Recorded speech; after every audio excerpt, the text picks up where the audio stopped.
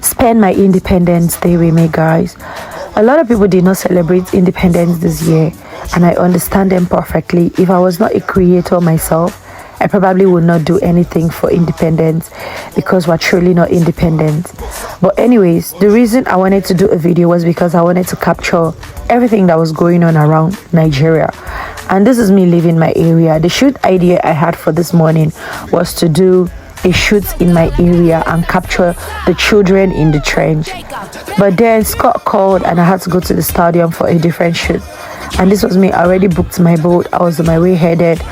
And I called my partner earlier. I was like, hey baby girl, are we shooting today? And she said no. She had a show she was going to do on that Independence Day because she's into showbiz. And at this point, I was supposed to go straight to the stadium, but I could not because I had to pick Scott's friend that was going to do videography for us. And at this point, I already passed Tuke supermarket and I was on this road that leads to Kado, Jabi, and all of that. And then the guy that usually does my videography was Modi as at this Independence Day morning. I asked him and I'm like, are you sure you don't want to come and shoot me today? And he said, no, I'm not in the mood. I'm not going. And I'm like, okay, that's fine.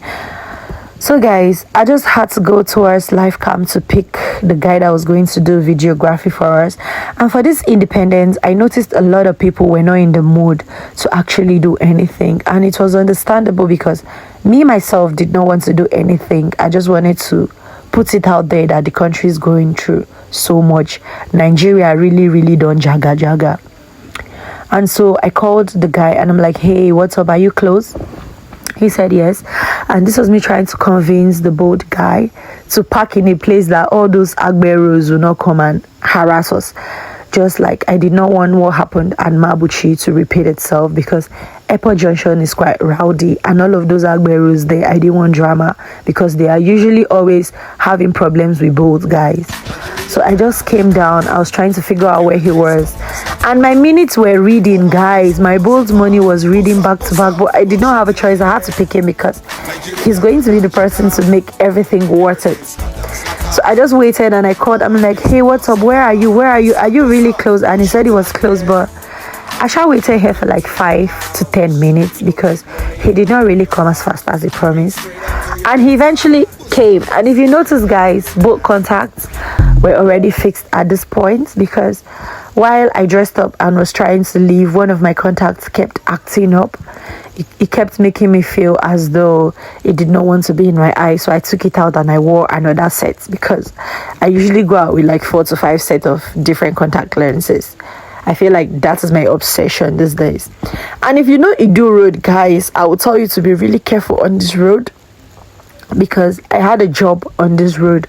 The marketing job where I worked with a few Lebanese people was on this road, was in this Idu, and I can tell you for free that a lot of activities will happen in this Idu road. But accidents, it is not an accident-free road at all because there's always traffic on that road. People are always trying to force themselves, and the road is a link to so many other places. So yes, I feel like that is why the road is always having an issue.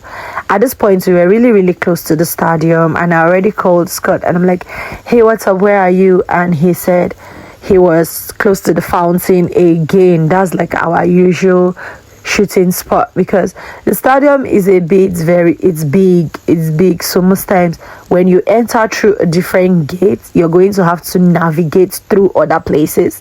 And at this point, we already got to the stadium and the security guys were awfully nice today, I guess because it was Independence. And then the stadium was a bit busy today. I saw a little people doing tennis, others doing volleyball, the basketball people. It was just a bit rowdy. It was like everybody had a few activities going on with them. And that is a side I had not experienced in a long time. I know you guys do not know this, but there was a time I was training out for a basketball team to join the national team on the stadium. I was way younger then. It was around 215, 214, 216 or there. Or was it even way before 215 even? Because I had not gotten admission and my admission was in 212. So yes, it could not have been 215. It was around 211, 212. I had a coach that wanted to put me through basketball because he felt like my height was really good and I would make a good player, and I would always go for training in the stadium. There were days when I went for training in the stadium and I got to leave around 8:30. So on one fateful morning, I came to the stadium, and after my basketball training, I was going home and I took a cab that was headed towards Area 1 and I was robbed. It was such a terrible experience, I'm not going to lie. That was the experience that made me stop going, and I just gave up on my basketball dreams. If I had continued, who knows? But anyways, I'm going to blame that on not having enough money, because when you don't have enough money, your dreams, they can just be cut short, because you need to do jobs to keep your life going, and when you have to earn to keep your life going, you will not have time to pursue your dreams. And at this point, you all know the story with the ice cream guy. But then I really commend this guy. He's not a regular Hausa guy. This guy no be regular aboki. Like, his comprehension is way above the average man. He was really a chill person, and I'm still surprised. I'm like, how is he so chill? Guys, film the ambience of this place. This place is beautiful. If you're a creator and you've not been here to create, I would really advise for you to come. This is really a beautiful place. Now, the maintenance is not on the 10, yes. Like I said in my previous vlog, I was really disappointed when I saw the stadium. It wasn't giving what it was giving and what it's supposed to give as the national threshold for footballers in the country. But then I still commend the environment. It's so serene. It's so beautiful. The ambience here is so peaceful. I feel like if you come on here, you can think about your life. So guys, at this point, we had already done lots of videos, a whole lot of videos, so many videos, and I've discovered that whenever I come out for a shoot, I don't get to post every single videos.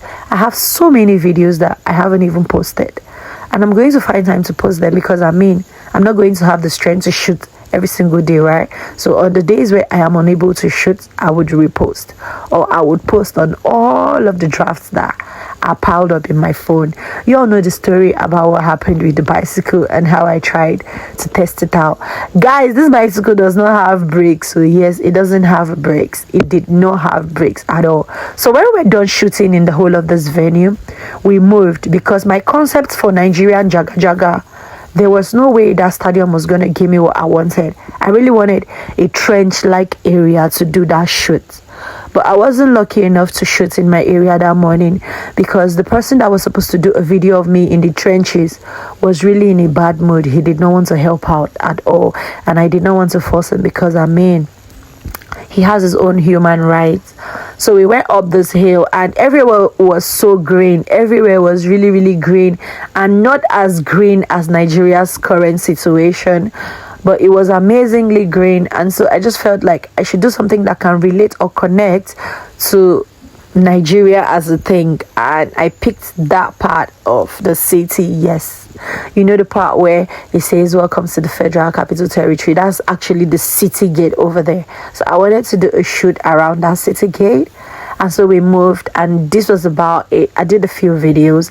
I met a few people celebrating, to my surprise, because the city was really, really on a low that morning. Nobody was doing anything. Activities were not on anything. Nothing was really going on, because I felt Nigerians were really pissed and angry, and Nigerians are still angry at so many situations going on in the country. So there was really no activities apart from the one I witnessed here. And we moved on to the other side of the city gate, because we wanted to shoot on that part too. And we met a lot of content creators along the line. We met, say, 5-6 content creators that were wondering, hey, what are you guys? Are you guys content creators too? Can we exchange numbers? And I could just tell they were upcoming like myself. They were not a big deal at all. We were just all upcoming, and we're all still anticipating for this bag. And we did a few videos. Now, there are so many videos, but then YouTube and copyright wahala. You cannot really share same videos on different platforms. One is going to go and another would not go, because they are so strong on the copyright factor. They do not want you posting other people's content, because right now content is monetized, so they do not want a situation where you have to be in a position where you're stealing other people's work. And that was about it for this shoot. So we went on to the other side and we did all of our shoots, and We already started shooting at about 11 a.m. in the morning, and before we finished, it was about